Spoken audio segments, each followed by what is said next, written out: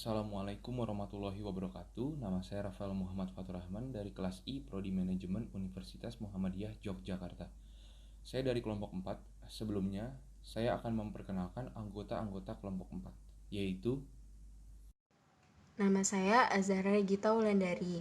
Perkenalkan, nama saya Amaria Masrila Ahmad. Halo, nama saya Natasha Guswini Fitria. Nama saya Ilham Kusuma Wardana. Nama saya Rindi Ayu Anggraini.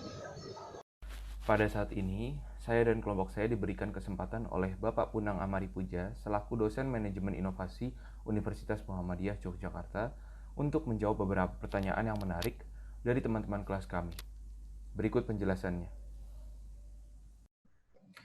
Saya akan menjawab pertanyaan dari Reza Atabi Zayed, yaitu bagaimana cara untuk mengelola keberagaman sumber daya manusia sebagai aset yang dimiliki oleh perusahaan, supaya dapat mencapai tujuan inovasi yang diharapkan oleh perusahaan.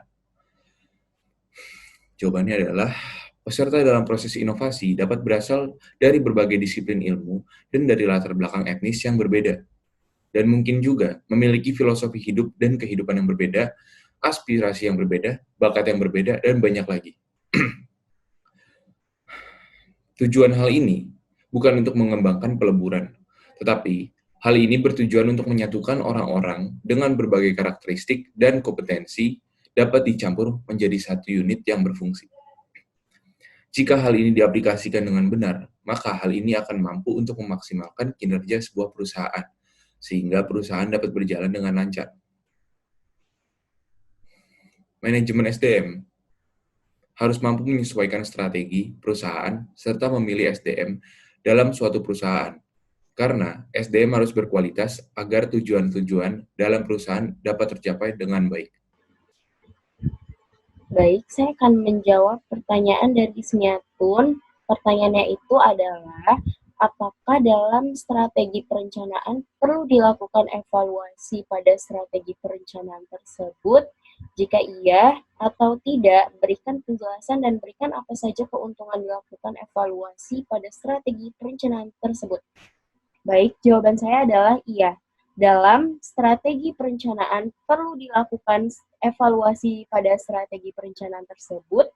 Evaluasi strategi adalah cara bagi pelaku bisnis untuk mengevaluasi posisi perusahaan dalam upaya mencapai tujuan strategis. Evaluasi ini memberikan metode objektif untuk menguji efisiensi dan efektivitas strategi bisnis, serta cara untuk menentukan apakah strategi yang sedang dilaksanakan adalah menggerakkan bisnis ke arah tujuan strategis yang dimaksudkan. Tak hanya itu saja, evaluasi strategis juga dapat membantu mengidentifikasi kapan dan tindakan korektif apa yang diperlukan untuk membawa kinerja kembali sejalan dengan tujuan bisnis yang Anda lakukan. Keuntungan yang diperoleh perusahaan apabila melakukan evaluasi strategi adalah, yang pertama, dapat menentukan sejauh mana program atau proyek berada di jalur sehingga perusahaan dapat melakukan aksi atau koreksi yang diperlukan.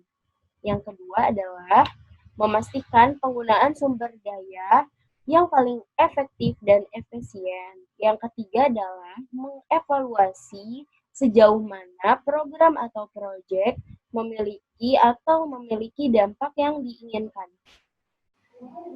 Perencanaan strategis adalah suatu proses organisasi atau perusahaan dalam membuat sasaran dan membuat strategi untuk mencapai tujuannya. Tahapan atau model perencanaan strategi dimulai dengan formula strategi, termasuk di dalamnya pemilihan strategi, monitoring atau evaluasi strategi, dan implementasi strategi. Selama bertahun-tahun, perencanaan strategis menjadi upaya yang sangat membutuhkan banyak waktu dan tenaga, diakhiri dengan pengikat yang penuh dengan angka dan bagan. Hasil yang hanya terjadi pada tahun keempat dan tahun kelima, dan rencana yang tidak strategis maupun operasional. Eksekutif perusahaan meninjau dan menyetujui rencana tersebut dan kemudian dimasukkan ke rak sampai siklus tahun berikutnya. Lalu banyak selain dibutuhkannya waktu bertahun-tahun, faktor-faktor lainnya yang bisa menyebabkan beberapa perencanaan strategi juga tidak dapat terwujud. Nama saya Rindi Ayu Anggraini akan menjawab pertanyaan dari Yulia Afiah. Apa manfaat teknologi informasi dalam mendukung dunia usaha? Manfaat teknologi informasi dalam mendukung dunia usaha diantara lain, yang pertama, munculnya peluang bisnis baru atau e-business. Dengan semakin majunya teknologi dan informasi akan mendorong beberapa orang untuk menciptakan beberapa peluang yang menguntungkan dan sebagai modal yang sangat menguntungkan. Contohnya, pemanfaatan komunikasi dan kemajuan teknologi adalah Google. Yang kedua, mengurangi biaya produksi dan operasional. Kemajuan teknologi dan informasi dapat membantu perusahaan dalam mengurangi biaya produksi, sehingga perusahaan akan mendapatkan keuntungan yang besar dengan mengeluarkan pengeluaran yang sedikit, dan mengurangi operasional sehingga perusahaan dapat menambah jumlah produksi setiap barang produksinya. Yang ketiga, mempermudah proses komunikasi dan monitoring setiap karyawan. Mempermudah proses komunikasi dan monitoring setiap karyawan yang bekerja, sehingga karyawan tidak perlu repot-repot datang ke ruangan rapat untuk berkumpul bersama, dan bisa melakukan telekonferensi untuk saling berkomunikasi mengenai beberapa ide.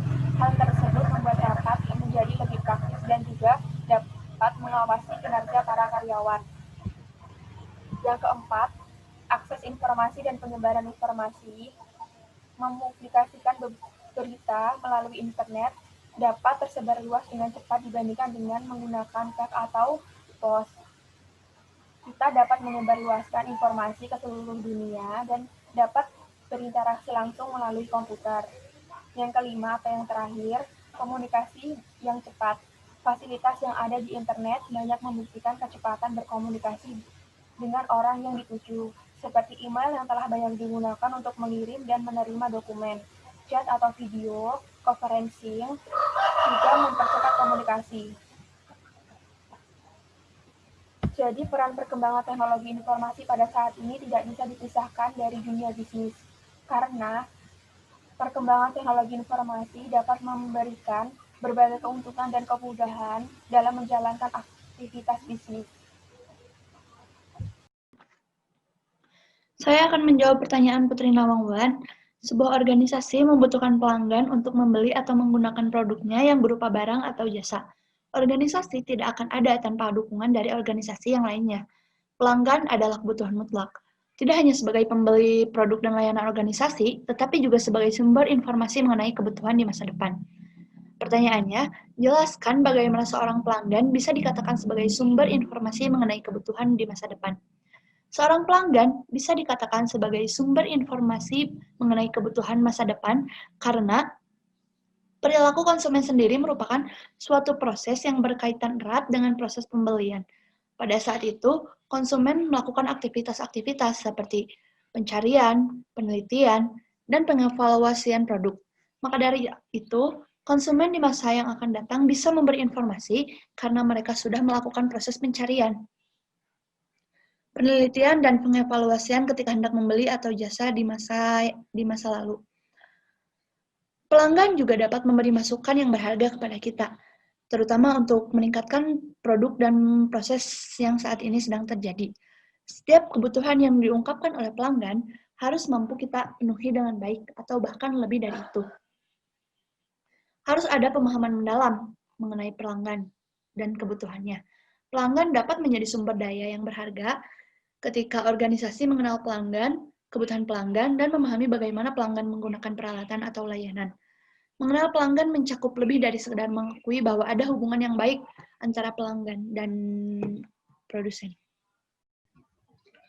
Saya akan menjawab pertanyaan dari Salsabila yang pertanyaannya sebutkan contoh komentar yang membangun dalam mengkritik baik buruknya perusahaan. Jawabannya yang pertama, pilih momen yang tepat, mencari momen atau waktu yang tepat untuk menyampaikan masukan. Carilah waktu di mana atasan Anda sedang tidak sibuk dan memang sedang santai. Hal ini dilakukan agar penyampaian pesan yang dilakukan bisa lebih nyaman untuk kedua belah pihak. Tanyakan juga pada atasan kapan mereka punya waktu senggang agar bisa lebih terjadwal. Selain itu, pastikan bahwa Anda melakukan ini secara langsung bertatap muka. Menyampaikan masukan Anda lewat email atau media lain sangat rentan mengundang mengandung salah paham. Yang kedua, minta izin terlebih dahulu. Perhatikan batasan hubungan antara Anda dan atasan Anda, terutama jika hubungannya tergolong formal atau jika Anda merasa gugup harus mengkritik atasan Anda dan tidak tahu bagaimana reaksinya nantinya, maka mintalah izin terlebih dahulu sebelum mengkritik. Misalnya Anda bisa bertanya apakah saya boleh menyampaikan perspektif yang berbeda mengenai hal ini, adalah sebuah kalimat yang sopan sekaligus menjadi awalan bahwa Anda mungkin akan menyampaikan sesuatu yang tidak sepakat dengan pendapatan atasan Anda. Yang ketiga, sampaikan kritik dengan sopan. Saat memberikan masukan, sebisa mungkin gunakan bahasa yang sopan dan halus. Hal ini dilakukan agar penyampaian pesan bisa dilakukan dengan lebih baik. Sampaikan pada atasan masalah-masalah apa yang terjadi pada pekerjaan. Jagalah agar interaksi tetap positif, meskipun niatan Anda adalah mengkritik atasan Anda secara serius. Yang keempat, adanya dukungan fakta. Tentu saja sebelumnya Anda memutuskan untuk mengkritik atasan, Anda harus memastikan bahwa pendapat Anda memiliki dasar. Jangan hanya mengasumsikan bahwa ide Anda sangat bagus dan pantas untuk dibagikan. Dukunglah dengan fakta yang bisa membuat pendapat Anda layak diterima. Yang kelima, komunikasi sesuai dengan kepribadian atasan. Sebelum mengkritik seorang ataupun atasan Anda, kenali dulu sifat dan karakter dari pribadi orang tersebut. Setiap orang memiliki sifat dan karakter yang berbeda. Tentunya ada cara yang berbeda juga untuk dapat berkomunikasi dengan masing-masing. Kepribadian yang berbeda-beda biasanya disebut sebagai konsep DIS. Dengan mengenali kepribadian atasan, Anda dapat menyampaikan kritik dan saran Anda dengan efektif. Terima kasih. Sekian pertanyaan dan jawaban dari kami. Wassalamualaikum warahmatullahi wabarakatuh.